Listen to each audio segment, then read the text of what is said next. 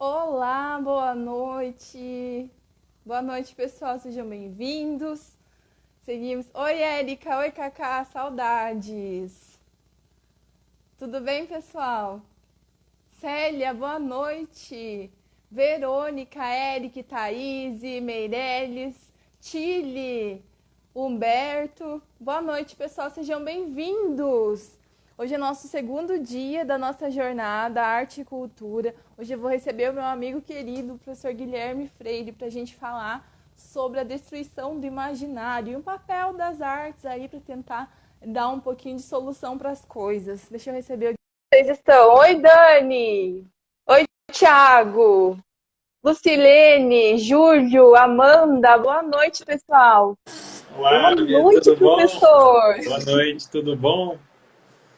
Seja bem-vindo de novo aqui, Guilherme. Uma Ale- alegria conversar com você de novo aqui. A alegria é toda minha. É sempre um prazer imenso. Já estava vendo aqui o começo e tal. É uma alegria muito grande. Aqui a gente está em casa, né? Já. Tá mesmo, tá mesmo. Aqui você já é meu sócio, aqui tá tudo certo, então tá tudo bem. Guilherme, as pessoas estão entrando. Hoje eles já receberam um segundo caderno de imersão dos conteúdos e baixar a câmera um pouquinho. Deixa eu ver. Será Acho, que é assim? acho que na verdade subiu um Vocês pouco a conseguem câmera. subir? Peraí. É, Tá me isso. vendo bem? Ela tá cortando ela tá cortando um pouco. Até se subir mais. Peraí. E agora? Tá tudo bem? Agora melhorou. Subiu um pouco. É que Melhor? nem. É que quando sobe, é que nem avião, né? Você tem que botar ele para baixo para ele subir, né? Certo. Tá tudo certo, então. Guilherme, eu gostaria de pedir que você se apresentasse para as pessoas, se apresente para as pessoas, porque tem muita gente aqui que ainda não te conhece e pode começar a te seguir também. Deve ter muitos alunos seus por aqui também. Então, por favor, se apresente para que as Claro. pessoas possam te conhecer aqui no meu perfil. Claro, meu nome é Guilherme Freire, eu sou professor de filosofia. Eu faço tanto, eu dou tanto cursos, né, para pessoas, para adultos, já dei vários cursos para pessoal que era da engenharia, para empresários, fiz trabalhos com colégio, com a questão da educação clássica, né. Trabalhei no serviço público por alguns anos, deixei o serviço público para poder me dedicar à educação mesmo, para focar nessa parte de educação, na ajuda das pessoas. E eu sou formado mestre em filosofia. Sou pai de duas meninas maravilhosas, que são a alegria da minha vida, e educador delas também. E um apaixonado por esses temas de imaginário, de filosofia, né? E eu tenho um canal no YouTube, inclusive, aqui no Instagram, e eu faço bastante análises também de obras, de filmes. Eu faço tanto da alta cultura quanto algumas coisas da cultura pop para poder abordar essa temática do imaginário, né? Certíssimo. Então, quem não segue o Guilherme pode começar a seguir ele agora e acessar o canal dele no YouTube, que tem aulas sistematizadas lá que são ouro e de graça lá disponível, tudo lá. Hoje nós seguimos, então, no segundo dia, Guilherme, aqui da jornada Arte e Cultura. Ontem a gente falou um pouco sobre o culto à feiura, a anulação da beleza que se dá na cultura como um todo e também nos processos criativos das linguagens artísticas. E hoje, então, a gente traz outro problema que é uma consequência desse culto à feiura, que é a destruição do imaginário. E a gente entende principalmente as pessoas, a literatura também como uma linguagem das belas artes, e o que as pessoas leem, que as pessoas consomem também é um reflexo da sociedade que está produzindo, do pensamento da sociedade desse tempo. Então, todas as coisas que as pessoas consomem, ultimamente, nesse caos, nessa realidade da pós-modernidade, em vez de formar, estão servindo para deformar o imaginário. Então, eu Sim. gostaria de partir dessa problemática primeiro para a gente afunilar nos nossos temas das belas artes, de como a literatura, as artes vão poder auxiliar as pessoas um pouco a reverter isso, né, a melhorar o processo de formação do imaginário. Mas gostaria de comentar um pouco desse caos todo, de onde é que a gente parte com essa narrativa da aula de hoje. Uhum. Bom, de fato, hoje tem uma crise de significado, né? Mas as pessoas têm uma crise de significado geral. Significado para a vida delas, uma dificuldade de motivação, fala qual é o meu papel nesse mundo, por onde eu devo me guiar. E há uma crise social do imaginário, né? Então, a sociedade quebrou um pouco os símbolos, porque assim, sempre as pessoas têm dificuldade existencial, dificuldade de se situar no mundo, de saber qual é o caminho que elas têm que rumar. Antigamente, você era imerso em contos de fada, em grandes obras de literatura, em grandes obras de arte que te davam, grandes obras de música, e elas te davam um pouco desse panorama, e você conseguia formar um imaginário que te permitia se situar nas coisas. Hoje, nós já temos um pouco essas portas fechadas, né? Então, quando a gente passa do imaginário, ele não nos direciona a nossa alma para o bem, para a verdade, para a beleza.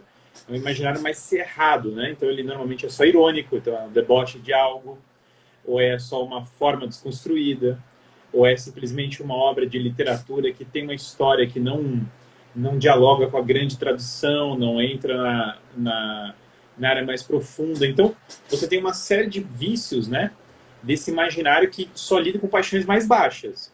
Só lidando com paixões mais baixas, o efeito disso é que as pessoas ficam mais desnorteadas do que já estão. Elas ficam confusas, elas não têm respostas para os seus sentimentos mais profundos, respostas para as suas aspirações mais elevadas, e elas só encontram estímulos. O imaginário hoje está muito preenchido com estímulos de dopamina, né? Coisas hits de dopamina, assim. Então, são publicidade, são notificações de aplicativos, são filmes que apelam só para o lado sensorial, eles têm muito pouco da inteligência, da estética, e esse é um imaginário empobrecido, um imaginário realmente que a pessoa não consegue aspirar coisas mais elevadas na própria vida com ele, né? Ela não se sente partícipe de uma ordem transcendente e histórica mais ampla, né? O imaginário rico seria o oposto disso, seria um imaginário no qual a pessoa ela participa da tradição, ela dialoga com a Grécia Antiga, ela entende o que foi a cristandade medieval, ela entende o que é quem foi Shakespeare, ela conhece os grandes nomes, e conhecendo, dialogando nessa grande tradição intelectual, ela consegue vislumbrar possibilidades humanas muito mais complexas do que aquelas que imediatamente ela tem para ela. Portanto, caminhos de encontrar o bem, caminhos de encontrar a beleza, que fogem à experiência imediata, né? Caminhos mais profundos de ter relação com esses transcendentais, né? E as pessoas não têm muito ao que recorrer hoje. Nós não temos muito ao que recorrer, né? Porque, por exemplo, a própria palavra fast food, né? Então, isso é um tema, por exemplo, dos filmes do Tarantino, do Pulp Fiction, tá lá no meio do cinema dele. Mas esse sentido de preparar a mesa, de preparar uma comida por longas horas, né? Entender que aquilo vai demorar para ficar pronto, para servir, que aquilo tem um ritual, que aquilo tem uma relação afetiva, uma relação simbólica, ó, isso aí já foi faz tempo, né? Então, em todos os sentidos da nossa vida comum, as nossas experiências de hoje fogem desse encontro mais profundo com a beleza. A gente é treinado para pedir comida aplicativa toda hora. Às vezes eu penso até em desinstalar os meus aqui, porque vem aquelas coisas ali toda hora, né? Então, você vai no museu ver obra de arte, eu fiz a besteira de levar 2 visitas lá, 2 domingos atrás, lá no MON, Guilherme, a vergonha que eu passei. Porque quando eu fui com a minha amiga Érica... Né, no negócio, né? Não.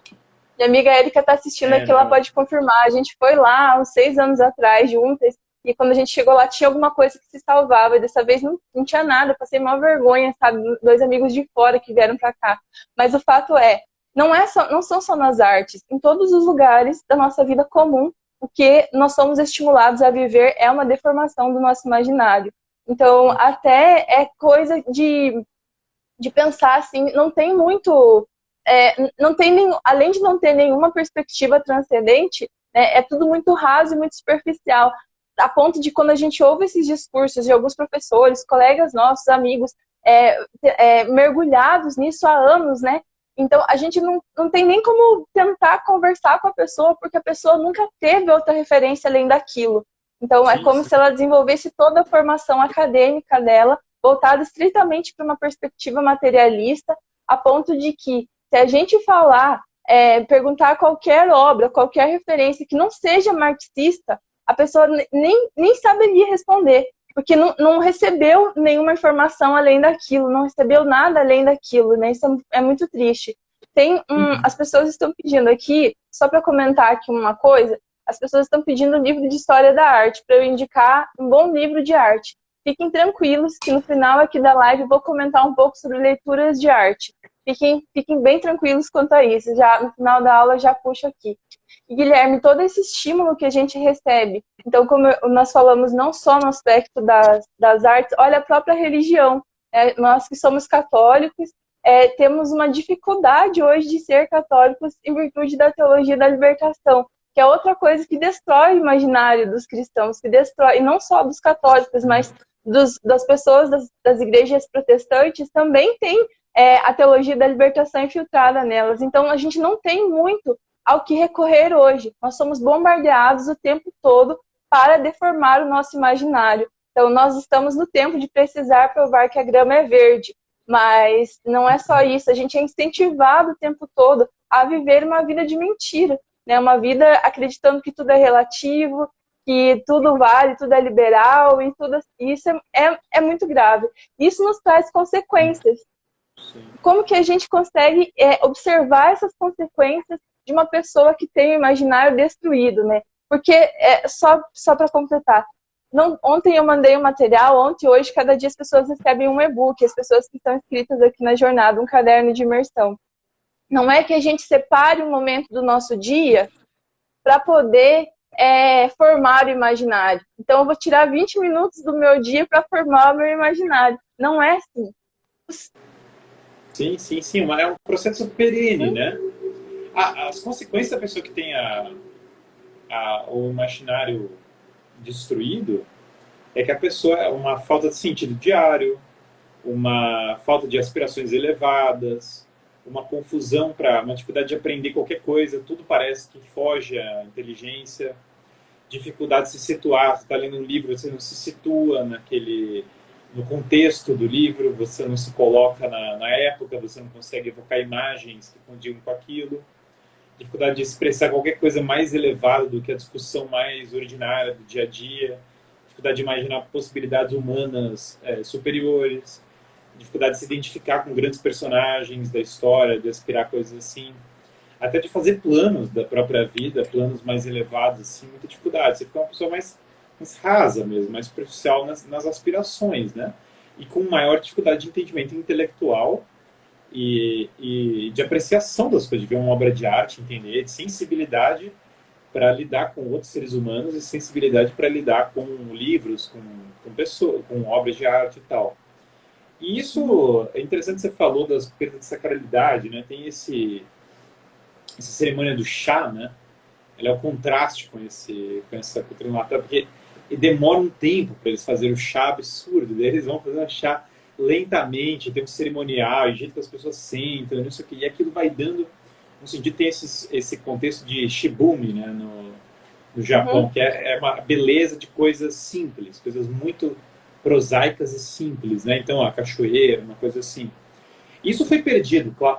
Nós perdemos tanto essa beleza mais doméstica, essa beleza mais shibumi, essa beleza mais cotidiana do lar, essa que o Roger Scruton chama de oikofilia, né? Amor do lar, de uma casa posta, de uma lareira, no Brasil não estou com uma lareira, ainda mais com o calor que estou fazendo aqui em Curitiba, a lareira já me deu calor só de falar dela.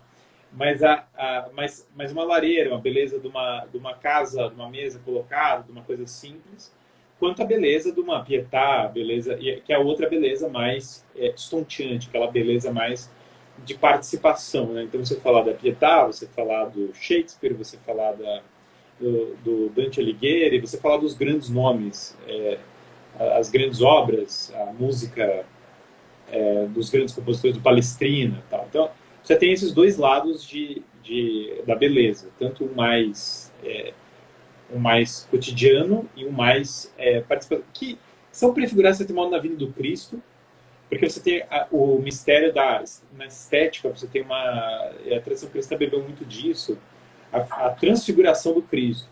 A transfiguração do Cristo foi inspiração para toda a arte medieval que tem aquela parte luminosa, então tem aquele ouro, aquelas coisas mais cintilantes, elas se baseiam de uma tradição de se representar tanto o corpo glorioso do Cristo quanto a transfiguração. E daí você tem essa parte mais luminosa da estética.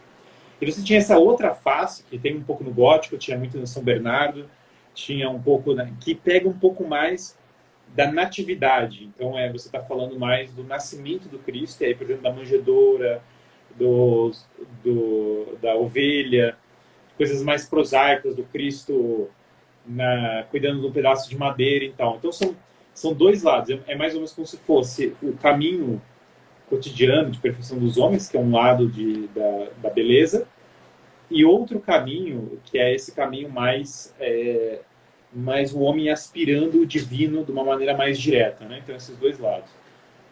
Hoje, nós temos uma crise dos dois. Então, nosso imaginário ele não consegue conceber nenhum dos dois, porque as nossas casas são desordenadas, as pessoas chegam e elas comem em pé, e elas não têm uma mesa posta, ritos da casa, que favoreceriam uma vida estética, não tem uma decoração na casa, não tem nem os quadrinhos, assim. Esses aqui foi uma senhora aqui do lado que faz moldura, certo? E é a impressão da gráfica, a coisa mais simples do planeta Terra, mas são quadros que mudam minha vida, assim. Tenho que agradecer diariamente a minha esposa por ter organizado um globo também, super simples, mas que faz toda a diferença. Coisas assim, muito detalhes, a gente tirou essas coisas, um ritual para isso. Então, as nossas famílias são desestruturadas porque a gente perde muita beleza cotidiana. Então, começa a nossa casa. E nós perdemos erudição, porque a gente tem um relativismo na apreciação da arte. Então, não existe mais cânon, não existe mais as grandes obras da civilização, os grandes compositores. Eu não posso falar, porque é incorreto, certo? Eu tenho só meu gosto. Então, eu acho isso, eu acho aquilo e tal. E aí você fecha para um tesouro da tradição, um tesouro de uma tradição cultural, artística, que abriria. Então a gente perdeu alta cultura e estabilidade do lar. Os dois pilares que a gente precisaria para ter uma visão do imaginário mais profunda, né? Aqui pensando em imaginário como literatura, música, arte. Eu estou pensando em imaginário no sentido mais amplo da palavra, né? E isso, de fato, é o caso que nós vemos. Perda de cultura geral e perda de lares estáveis, rotinas cotidianas estáveis, né? Uhum.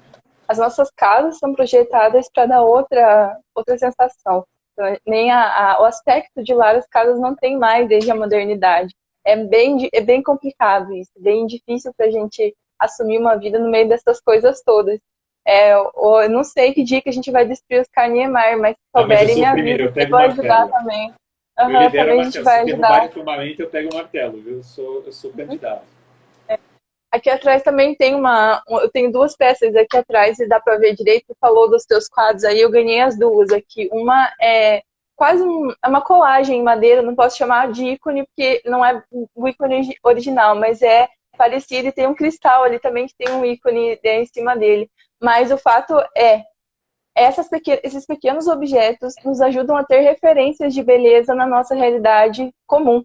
Então, você não precisa, às vezes, ter um custo muito alto. Às vezes, é comprar um porta-retrato bem econômico em qualquer loja e imprimir uma imagem de uma das pinturas, de uma das pinturas produzidas pelos grandes artistas de toda a história da arte e organizar essas coisas pela casa. Então, são pequenos ajustes que a gente consegue fazer de uma forma econômica e que podem ser referências de beleza, de segurança para os nossos sentidos, de conversão dos nossos sentidos espalhados pelo ambiente do nosso lar. Alguém também comentou alguma coisa, Guilherme, sobre relativismo e não sei o que aqui nos comentários, se tem alguma coisa absoluta e tudo mais. Eu só gostaria de retomar o que eu já falei ontem, que é importante deixar bem claro a diferença entre o conceito de beleza no meio disso tudo e com isso aprender o que nós podemos absorver para formar o nosso imaginário é a questão do juízo de gosto, né? Então a beleza ela tem um aspecto técnico, é uma condição universal, é a unidade entre a harmonia, a integridade e a clareza. Já o juízo de gosto é algo que é pessoal e depende da nossa formação familiar, né, cultural, o ambiente onde a gente cresceu, as coisas que a nossa família, as pessoas que nos criaram, nos ensinaram a achar bom, né, a gostar, a achar bonitos, os alimentos que nos ensinaram a achar gostoso, né? Então, isso é o nosso juízo de gosto.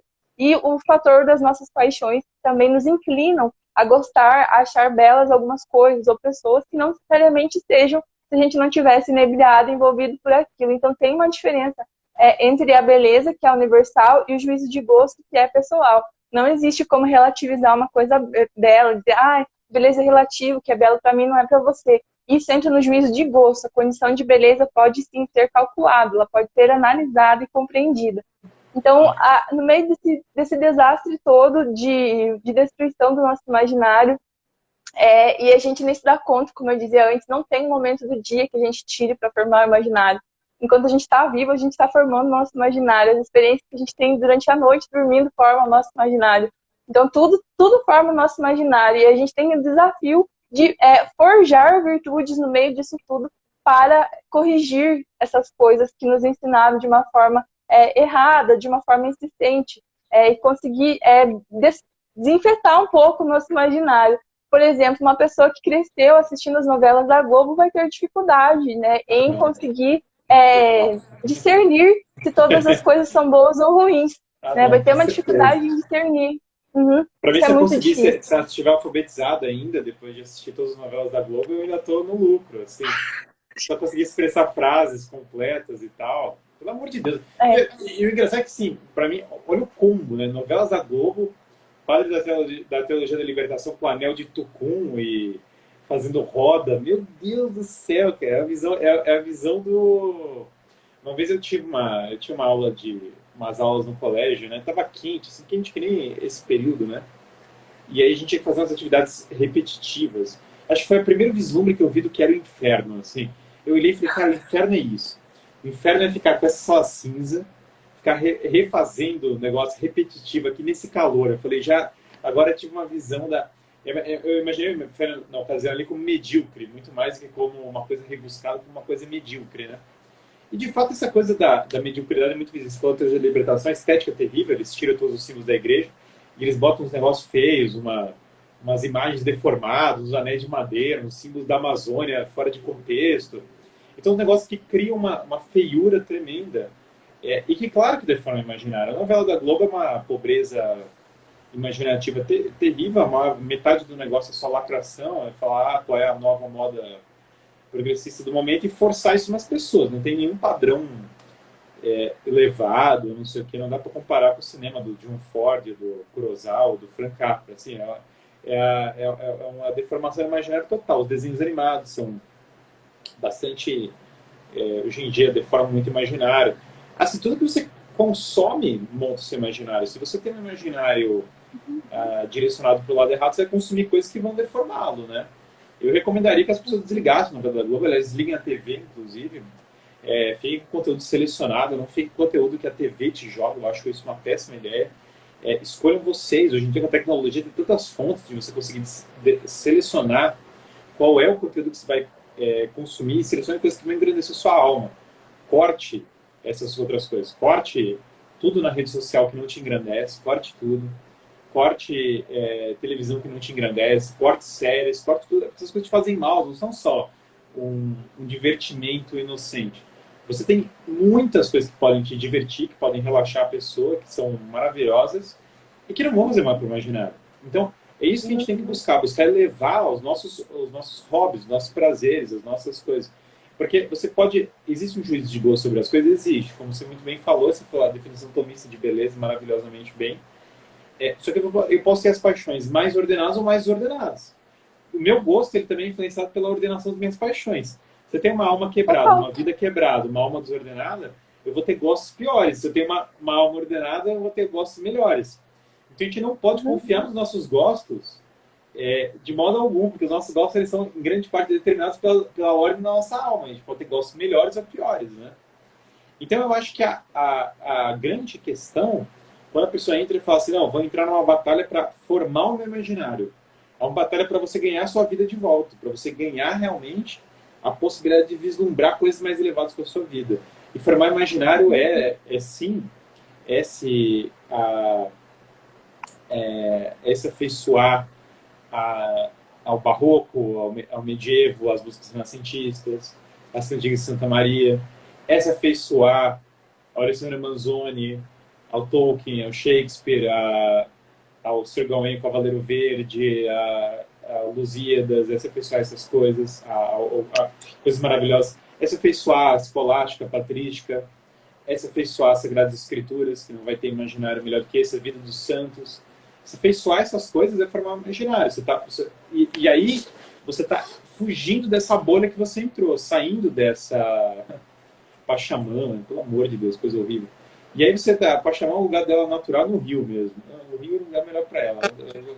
E eu achei Mas enfim, é, eu, você fugir dessas coisas que estão te consumindo, certo? Mesmo você vê, por exemplo, claramente os desenhos atuais, desenhos animados, isso para quem passa para as crianças e tal. Se você pegar a Bela Adormecida, é uma metáfora gótica da salvação da alma. A Bela Adormecida tem as cores das três virtudes teologais, a fé, a esperança e a caridade. Elas vêm dom dom. A Bela Adormecida ela cai como o pecado original, só que dorme o castelo inteiro. E tem um príncipe prometido que vai trazer a salvação, né? E a vilã, ela é tanto bruxa quanto dragão, que são símbolos medievais do demônio. Então ela tem a face grotesca e a face sedutora. E o príncipe, ele vai para enfrentar. Então e ao final, a última cena da Bela Adormecida da Disney, é a Bela Adormecida dançando com o príncipe, corta entre o céu e a terra. E daí você vê o céu e a terra. Exatamente. E aí você vê como claramente você tem os símbolos da natureza, que é a canção, a beleza da música, você tem a beleza da natureza, elas são colocadas ali como símbolos. Então, é uma metáfora gótica. Isso é um desenho animado, mas é um desenho animado dos anos 50, da época que o Disney estava vivo ainda, que havia uma preocupação de formação do imaginário. Hoje, boa parte dos desenhos, você pega assim o que é sei lá, o Steven Universe, desenho que é popular. Já está um pouco antigo esse, mas é popular. Qual que é a história? Ah, não, ele tem três mães, que são meio que mães, um pai que mora numa van, ele luta com escudo, a namorada dele luta com uma espada e não sei o quê. Quer dizer, é uma coisa assim, visivelmente, a finalidade disso não é tanto elevar o imaginário, quanto desconstruir noções de gênero. É claramente essa a finalidade que está naquele negócio. Então, você não está aludindo a uma tradição profunda, como a Isabela Adormecida, abrindo o imaginário para coisas mais elevadas. Você está se prendendo a uma crítica de gênero contemporânea que empobrece o imaginário. Então, as pessoas têm que dosar muito isso, entender muito isso. Isso se aplica à música, isso se aplica a uma série de coisas, se aplica aos jogos, se aplica a todas as coisas que a pessoa consome em geral, as propagandas, o feed do Instagram, que eu recomendo que vocês parem de seguir. Parem de seguir as pessoas que não te engrandecem no Instagram. Façam esse favor a vocês. Tirem as pessoas que têm conteúdo podre. Sigam só quem tem conteúdo bom, quem está produzindo coisas boas, quem está fazendo isso. Cortem as coisas, porque essas coisas estão entrando na cabeça de vocês de uma maneira má. E claro que a inclinação da pessoa, se você não se educar, você vai simplesmente ser consumido, levado pelas paixões mais baixas, sexo e violência. Essas são as primeiras coisas que vão te... Sexo, violência e ideologia dominante. Pior do que esses três, assim, mas é isso, claro que é isso que vai entrar na cabeça das pessoas. Então, quebrar isso, voltar para um diálogo com a tradição é fundamental, né? E teve duas coisas aqui que as pessoas falaram bastante. Uma delas foi sobre pessoas, tanto de escolas públicas, que já vivem as próprias instituições, o próprio espaço físico coopera para destruir o imaginário. Seria um lugar onde a escola, seria um lugar onde a intenção é que, no sentido etimológico ali, né, da coisa, as pessoas elevassem a alma, elevassem a vida delas pelo conhecimento, e a gente sabe que isso não é bem isso que acontece. E outras pessoas comentaram também se só pessoas que têm menos poder aquisitivo, como é que vão ter acesso a essas coisas? Gente, a maioria dos livros que estão aqui atrás de mim, tem 3 estantes, são de sebos. Então, livros com imagens não custam caro. Eu paguei um Dútil ali, um livro do Dútil por R$5 aqui no sebo. Livros custam muito barato. E, assim, eu não estou dizendo para vocês comprarem um livro cheio de imagens de história da arte e ficarem lendo ele no intuito de uma pesquisa acadêmica todo o tempo. Vamos silenciar tudo para ler o livro. Não. Mas fique manuseando o livro, tenha uma familiaridade com o conteúdo que está ali. Observe o nome, uma data, uma referência, uma obra, que isso vai ajudar numa imersão de referências mais profunda depois. É isso que ocasiona o aprendizado, porque é isso que acontece nas ligações que você faz. Consegue associar coisas a outras experiências, a lugares que você já visitou. Então, isso tudo é uma forma, isso é acessível. E sobre as escolas, observem o que a Secretaria de Alfabetização está fazendo hoje lá no Ministério da Educação. Procurem a CEALF, procurem a Secretaria de Alfabetização e vejam quantos projetos, todos gratuitos, para professores de escolas de educação básica, voltados para a beleza, voltados para a literatura, voltados para os clássicos, super acessíveis assim, para os professores, com muito material didático, com muitos vídeos e coisas, notas explicativas, tanto para os pais fazerem em casa, quanto para os professores. Tem 2 formatos de coisas diferentes. os pais prepararem as crianças para a alfabetização, para o letramento, e para os professores poderem aplicar isso nos planos de aula. Então, observem lá, acessem o site do MEC, vejam o que a Secretaria da Alfabetização está fazendo. Acho que hoje não tem nada que não tenha solução, tem como se cuidar, assim, tem como reverter essas coisas. E só antes de fazer essa virada aqui da nossa conversa, para a gente começar a indicar obras, eu falar um pouco dos filmes, que é o que eu mais gosto de conversar com você aqui nas lives também, eu gostaria só de puxar um último ponto, que é a questão da educação formal. A educação ela não acontece só lá na escola, né? Existem outros meios de formação. O correto seria um processo de autoeducação. Mas nós somos submetidos à educação básica e o método que imperou no Brasil é o socioconstrutivismo, e a figura importante dessa narrativa toda é o Paulo Freire. Então, a gente vê pessoas da nossa idade cheias de um analfabetismo funcional em virtude disso. Isso é muito perigoso, né? Isso é muito tenso assim, de pensar. E isso também já destruiu o imaginário desde a alfabetização, né? Então, isso é muito grave. Eu fui questionada, numa das últimas bancas que eu passei, bancas acadêmicas, e eu fui questionada por que eu não incluí o Paulo Freire no meu cerne de discussões. Aí eu respondi... Claro, você não incluiu o patrono da educação brasileira, que absurdo. Pô, Guilherme, você tá tirando... Perdi o respeito mesmo, né? É o Guilherme tirando sarro da minha cara, né? Uhum. Ó, é o grande patrão da educação brasileira. Já já eles vão cobrar que você não citou o Felipe Neto nos seus trabalhos. Eu lembro assim, Oi, voltou? Estamos bem? Eu lembro assim que eu respondi que eu não usei porque pessoas que estavam trabalhando comigo naquele entorno tinham muitos erros de português nos trabalhos. E a gente está falando de uma situação de ensino superior. Eu falei que eu não citei o Paulo Freire por isso, porque esse método que alfabetizou a todos nós não dava envergadura para discussões, para entender as coisas, e os erros de português das pessoas da minha idade ou mais velhas me assustavam muito ali naquele lugar. Então, por isso eu não usei Paulo Freire. Óbvio que vocês já devem imaginar o que aconteceu depois, mas esse é o fato, só um recortezinho para contar uma experiência que eu tive com o Paulo Freire, né? Mas, enfim, então o problema da educação formal, então os pais às vezes colocam os filhos nas escolas achando que vai dar tudo certo, tudo bem, e os pais precisam ficar muito atentos ao currículo da educação básica, quais os conteúdos que o seu filho vai ter que aprender, ver se aquilo lá está dando certo, está sendo ensinado.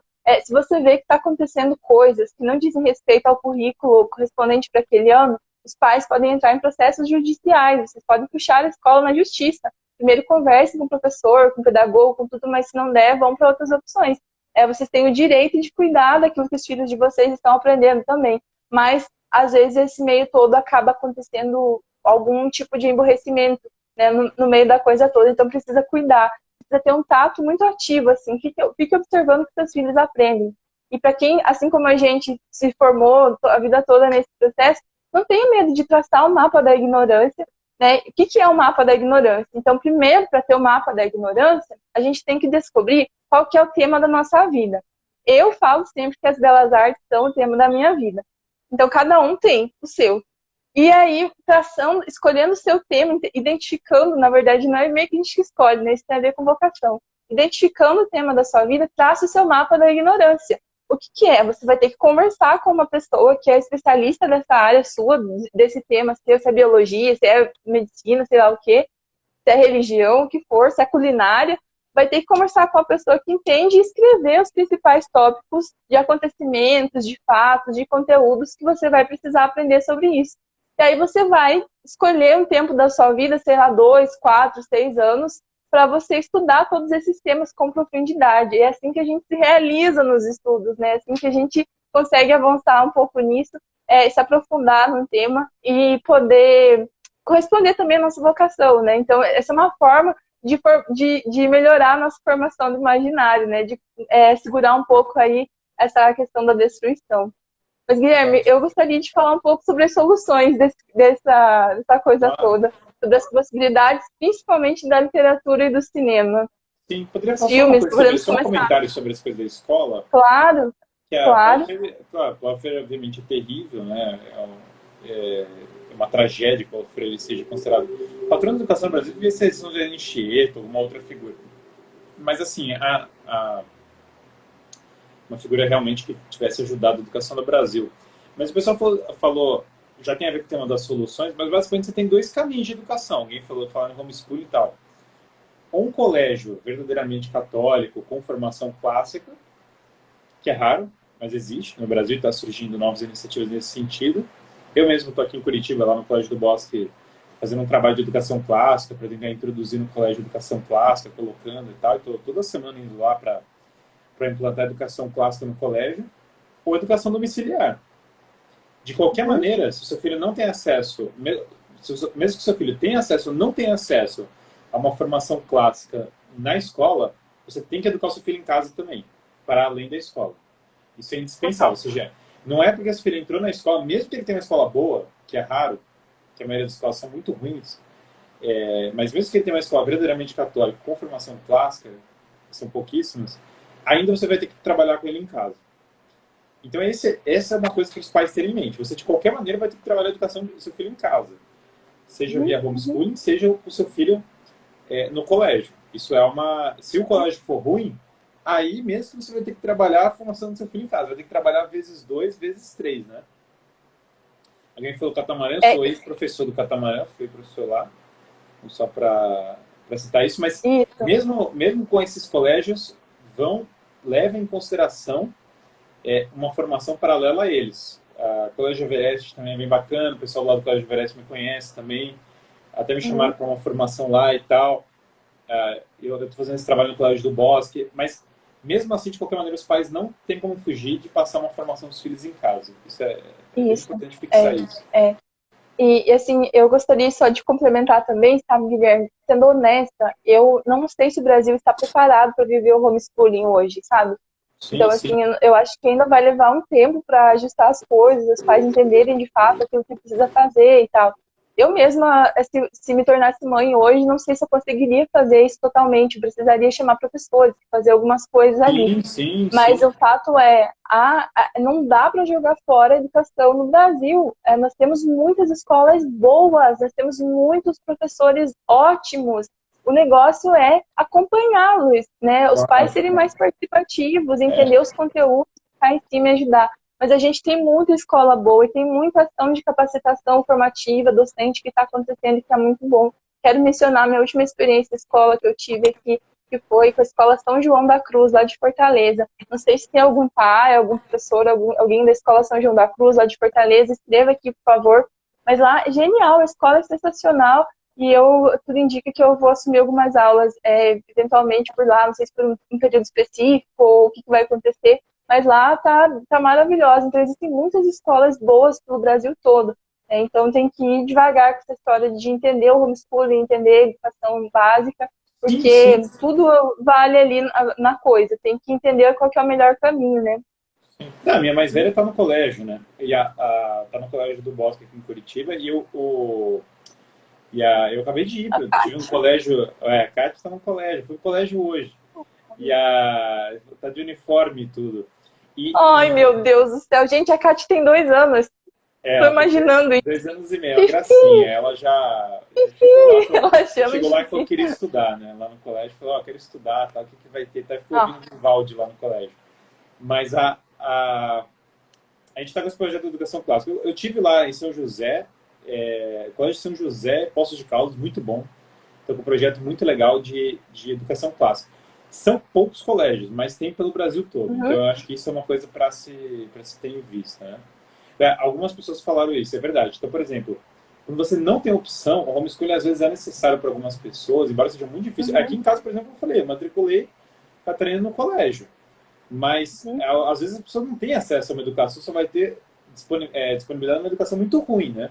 E envolve uma educação escolar. E aí o homeschooling é uma alternativa super boa também. Mas eu concordo com você que não é tão simples assim de aplicar. Mas eu acho que homeschooling, eu vi casos de pais que tiveram muita dificuldade e pais que conseguiram aplicar muito bem. Então, os dois casos existem, certamente. Né? Existe. E eu acho que vale a experiência de tentar, sabe? Vale a experiência de tentar isso. Os pais que lutem, né? Vale a pena tentar. Mas em ambos os casos, seja você mandando seu filho para a escola ou educando ele em casa, observe a questão da educação clássica. Se a escola não consegue viver isso, faz que você precisa mandar seu filho para a escola, desenvolva você o que você consegue fazer dentro da perspectiva da educação clássica. essa prateleira aqui, ó, essa aqui é só de educação clássica, essa aqui é a de cima não, a do meio. Então tem que ir entendendo ferramentas aí e coisas para tentar fazer dentro das perspectivas da educação clássica. Guilherme, a gente tem aqui na live 20 minutos. Nesses 20 minutos, 10 eu preciso tirar para a gente falar do cinema um pouco. Porque senão, né, sabe, né, você foi contratado para isso. Mentira, o Guilherme não foi contratado, foi convidado. Ele é meu amigo e ele aceitou. Precisamos falar disso e eu preciso contar para as pessoas algo sobre leituras de arte, de história da arte ali no final. Então, temos que distribuir esse tempo aí. Eu peço que você fale um pouco sobre alguma questão relacionada à construção fílmica e à formação de repertório para a formação do imaginário, por favor, também. Para o filme, no caso, filmes. De qualquer filme, da questão do cinema. Sim, o cinema ele é uma arte maravilhosa para isso, porque ele envolve o som, ele envolve a construção de um cenário, portanto, de uma encenação, né? Uma encenação animada, luminosa, que ela emana para sua frente, né? A encenação. Então ele tem um poder, e tem uma história, tem uma linha do tempo no cinema, uma linha de continuidade, pode ser linear ou não linear, mas você tem de qualquer maneira uma linha do tempo. Então o que acontece é que o cinema ele tem um poder de imersão que praticamente nenhuma outra forma de expressão artística tem. Você imerge na obra cinematográfica como se você fizesse parte dela, você sai do mundo. E engraçado, você sai do mundo e entra dentro do cinema de uma maneira que é diferente, por exemplo, porque o eletrônico, meios eletrônicos, né, por exemplo, o videogame, ele tem um altíssimo nível de envolvimento. Mas você não é tão conquistado num jogo de videogame, você tem um altíssimo desenvolvimento, você entra na história, mas você não é conquistado por uma narrativa, você não tem um começo, meio fim de uma narrativa condensadamente apresentada para você, certo? Você não tem um drama humano encenado na sua frente. Tem, progressivamente, uma história e tal. Hoje em dia, os jogos de videogame, com a decadência, muitos deles nem têm história, né? Então, na verdade, há 20 anos atrás, 30 anos atrás, tinha mais história, muitas vezes, do que tem agora. Agora tem muitos que nem tem história, daí é uma experiência humana. Mas mesmo tendo a narrativa hoje, o Bernardo joga muito, quando eu vou lá no casa dele, vejo ele jogando os de atirar lá. Mesmo tendo uma narrativa, não é isso que o cinema traz, não é a narrativa de um filme. Não é. Ela é algo muito babaca, muito superficial, no sentido de que você não precisa se preocupar muito de entender, de resolver o que está acontecendo ali, né? A coisa está rolando, você está ali tentando ficar vivo. Não, hoje em dia é muito, assim, existem histórias melhores ou piores, mas são poucas, certo? Mas existem histórias melhores, certamente. Mas hoje em dia muitas pobres, mas existem narrativas profundas até, mas são raras. E a maioria das pessoas hoje em dia no videogame viraram zumbis, certo? As pessoas só estão lá utilizando ele de maneira zumbizesca, certo? Não tem horário, não tem uma ordem na coisa. Agora, o cinema, ele tem um poder de um palco, que ele tem um poder do teatro, de certo modo, mas de uma maneira condensada, que é uma coisa maravilhosa. Você tem uma edição, você tem uma arte. Então você está meio que apreciando a arte, apreciando a edição, apreciando a atuação, apreciando a passagem da cena, apreciando a trilha sonora, apreciando o modo como as cenas são construídas para você narrar algo. É uma escola, a própria narrativa, né? Uma verdadeira escola de aprendizado. Então, é uma arte absolutamente maravilhosa. Quem quiser ser um exemplo, por exemplo, se você pensar num cinema extremamente simbólico, e é um exemplo para pegar um tipo de narrativa, você tem, por exemplo, Terrence Malick, A Árvore da Vida. É um tipo de filme extremamente simbólico. A água é símbolo da graça, o pai querendo forçar a natureza e a grama querendo cortar a grama cada vez mais, os dramas de São Paulo, os sacramentos simbolizados, a vida eterna, a máscara que cai, é o girassol que está girado para outro caminho que não. Então assim, você tem um rol de símbolos flutuar, porque a graça faz a pessoa flutuar, mas não é um filme fácil de entender muitas vezes. Então você tem uma dificuldade de acessar o filme, porque ele é todo simbólico, ele é extremamente simbólico. Esse é um tipo de filme, isso existe, certo? Você tem tipos de filme que são mais como o teatro, por exemplo, O Homem que Não Vendeu Sua Alma. Brilhante, maravilhoso, super bem atuado. Filme que ganhou o Oscar de melhor filme, história do Thomas More. Diálogos geniais, extremamente bem construídos, ágeis, certo? Cenas mais paradas, muitos cenários maravilhosamente bem construídos, então há muita preocupação com o figurino, com a modo como é construído, e uma história bem clássica, bem livresca, bem de livro, assim, bem como teatro, então esse é um perfil de filme também. Você tem filmes que o modo como o diretor corta as cenas, mostra uma imagem, muda tudo do modo como ele apresenta. Por exemplo, o John Ford é muito assim, Rastros de Ódio é assim. Rastros de Ódio tem lá o John Wayne, por exemplo, vagando sem rumo, e isso é mostrado só visualmente, certo? É uma imagem apenas. Ele faça o deserto, perdido, vagando, depois dele tirar os olhos do índio, ele faz a mesma coisa que ele Qual? que ele diz que estava condenando o índio a fazer, acontece com a alma dele, né? Então é uma coisa muito interessante. Então, mas isso é aprendendo só visualmente. Ele faz muito isso. O Akira Kurosawa, inclusive, aprendeu a fazer representação visual com o John Ford, né? Então, o Akira Kurosawa tem uns filmes que eu gosto muito dele, outros que eu não gosto, mas, por exemplo, Sete Samurais e Kagemusha eu gosto bastante. Uhum. E ele aprendeu a fazer isso com o John Ford, basicamente, porque é você, por meio de uma tomada, você passar uma imagem. Isso, muitos diretores, grandes diretores de cinema fizeram isso. Você não mexe a câmera, né? O Akira Kurosawa falou assim, ó, eu aprendi com o John Ford a não mexer minha câmera, né? Deixar minha câmera parada.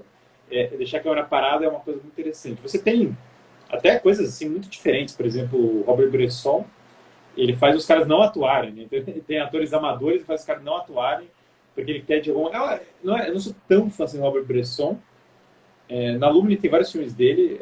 O Diário do Parque de Odeio eu gosto mais do que outros. Mas ele faz atores amadores não atuarem para você, de algum modo...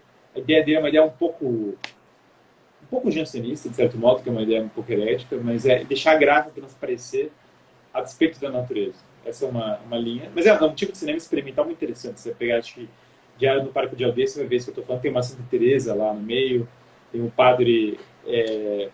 sacrifica pelas pessoas, está preocupado com elas, é muito interessante. Pessoas apáticas, né? A realidade das pessoas apáticas. Você tem um cinema, coisas como um cinema mais como o do Frank Capra, que você sente um amor tremendo pela vida, um amor pela comunidade, um amor pelas pessoas do seu lado. Ao mesmo tempo que tem símbolos profundos, mas é um cinema aconchegante. Ele tem um pouco desse elemento que eu falei de oikofilia, né? De você amor ao lar e tal, como Felicidade Não Se Compra, que eu fiz uma análise lá no YouTube, como Mulher Faz o Homem, coisas que trazem um aconchego maravilhoso, o cinema de Frank Capra, ao mesmo tempo que é simbólico, então esse é um estilo bem próprio também. Você tem... É muito amplo, assim, né? Claro que eu estou pegando aqui pinceladas de Desculpa, eu vários só queria diretores, comentar. né? Você falou do Kurosawa, eu também queria indicar o Ozu. Assistam o filme O Pai e Filha. O nome do filme é Pai e Filha do Ozu. Acho que fala bastante sobre isso de doação também e de perspectiva do cinema oriental, assim, do tempo, né? Contagem do tempo, a perspectiva do tempo é diferente de assistir o filme americano aqui, talvez. Então, assistam Ozu, Pai e Filha, que eu acho que é um filme bem assim, bonito, assim, de sacrifício, né? Doação nesse sentido, né? De ver o outro feliz, né? De se doar. E o que a gente falou do Terrence Malick agora, que estava falando da árvore da vida, ou uma vida oculta. Alguém perguntou, eu chorei de rir alto. Alguém escreveu assim nos posts ali, tipo, bem fora de... Alguém escreveu aleatório, assim, alguém conta o filme que a Vivi fala que os amigos dela saíram do cinema e foram direto se confessar. Eu sempre falo isso, Que né? legal, Quem, que legal. quem assistiu Uma Vida Oculta, do Terrence Malick, saiu do cinema e foi ligar pro padre para marcar a confissão. E a outra amiga disse que saiu do cinema rezando o terço, porque as pessoas que assistiram tiveram uma experiência profunda de conversão, porque se sentiram profundamente envergonhadas pela postura cristã. E isso que as duas pessoas que me falaram essas coisas são hipercatólicas, hiperpiedosas, hiperdevotas. Então, assistam Uma Vida Oculta, do Terrence Malick, também, que vale muito, ainda mais para isso que a gente está falando aqui hoje, de deformação do imaginário. É um filme que mostra um homem, mesmo, pai de família, e também fala de santidade. Mas é incrível, Uma Vida O Oculta. Melick é um dos grandes gênios contemporâneos, assim, eu sou um fã do Melick, assim. É um grande gênio, dessa geração mais nova é um grande gênio, né? Eu gosto muito do Nolan também, eu sou um fã do Nolan, eu sou um fã do Mel Gibson, eu gosto do Mel Gibson, eu gosto do Nolan, eu gosto de alguns outros diretores, mas desses contemporâneos, mas os contemporâneos, o mais brilhante é o Melick, né? o Mel Gibson, não sei se você concorda comigo, mas o Mel Gibson, acho que mais pela coragem dele peitar, sabe, a narrativa lá da escola de Hollywood e querer produzir o filme História da Paixão de Cristo, pra mim ele já ficou o top de tudo, assim. Porque o cara foi cancelado, ele foi O cancelado. Mel Gibson foi assim, o Mel Gibson foi Então, atacado até a terceira geração, né? Ele ainda conseguiu fazer o Hacksaw Ridge, né? Mas o Mel Gibson é realmente um cara... O Nolan, ele consegue não ser cancelado, e nada porque o Nolan ele usa símbolos assim tão discretos que eu acho que a maioria das pessoas não entende o que ele está fazendo nos filmes. Então isso eu acho que é o modo como ele escapou, assim, um pouco, né? E o Melick também a maioria do pessoal não entende o que ele está falando. mas ele principalmente, né? Eu acho que são os casos dos dois, assim. Isso dos muito contemporâneos, né? Tipo assim, tão ativos agora, né? Eu sei que você vai desfazer amizade agora quando eu falar isso, mas eu preciso mencionar o Tarantino. Eu acho que as pessoas precisam assistir os filmes do Não Tarantino vou também, fazer amizade, não. porque eu acho assim que para quem quer estudar sobre cinema, pode ler sobre a história do cinema e pode assistir os filmes do Tarantino, porque os filmes fazem meio que uma apropriação de referência de toda a história do cinema de uma forma divertidíssima, né? É violenta de um jeito meio caricato, né? De um jeito divertido, assim. Então, vale a pena assistir também, porque tem referência de arte em todos os filmes, de cinema de arte em todos os filmes dele. Né? É um cinéfilo, né? Um cara Sim, cinéfilo sim. fazendo filmes, é diferente. E, Ele Guilherme, conseguiu, o Tarantino ele conseguiu pegar alguns... eu claramente não sou muito fã do Tarantino, mas ele conseguiu misturar um pouco de simbologia da cultura pop, pulp e tal, com uma simbologia mais densa. Isso, o Pulp Fiction é bem assim, o próprio... eu detesto aquele filme Django Livre, eu acho aquele filme insuportável. Mas Pulp Fiction eu acho mais bem feito, eu acho insuportável. Eu acho que Quem de Aluguel é mais bem feito, Pulp Fiction mais bem feito e tal. Então eu acho que ele teve alguns momentos mais olha, de... depois dessa afronta aqui na minha live, você tem Ah, duas não, opções. Django pra mim é um Ou dos tem piores filmes que eu já vi. Ou tem que amanhã temos que fazer um café para você vir com a Ana e as meninas aqui para a gente conversar melhor Curtiu o sobre isso. Ou Django? a live Ah, eu ou banco que a aguento. live da semana que vem a gente tem que fazer uma live porque o Guilherme Freire não gosta do A gente podia Django. fazer a análise do filme cena a cena. Eu atacaria vocês uma por uma, falaria qual que é o negócio. Sou um adversário do Tarantino. Mas eu não acho ele pouco. Eu acho ele talentoso. Não por exemplo, O Poderoso Chefão é um filme comunista, mas eu acho de um talento excepcional. Não é porque eu sou crítico de uma coisa que eu não reconheço o talento também da coisa. Eu acho que isso é importante quando se fala de cinema. Eu realmente eu valorizo, de certo modo, quando eu não gosto da linha do diretor, mas ele tem talento. Isso eu acho que é uma coisa que tem que ser valorizada. É, Mas, de fato, eu não com sou do certeza. Tarantino de E jeito tá nenhum. maior. Mas não desfaz a amizade, pelo contrário. Eu acho a divergência ótima, eu acho muito bom. Legal.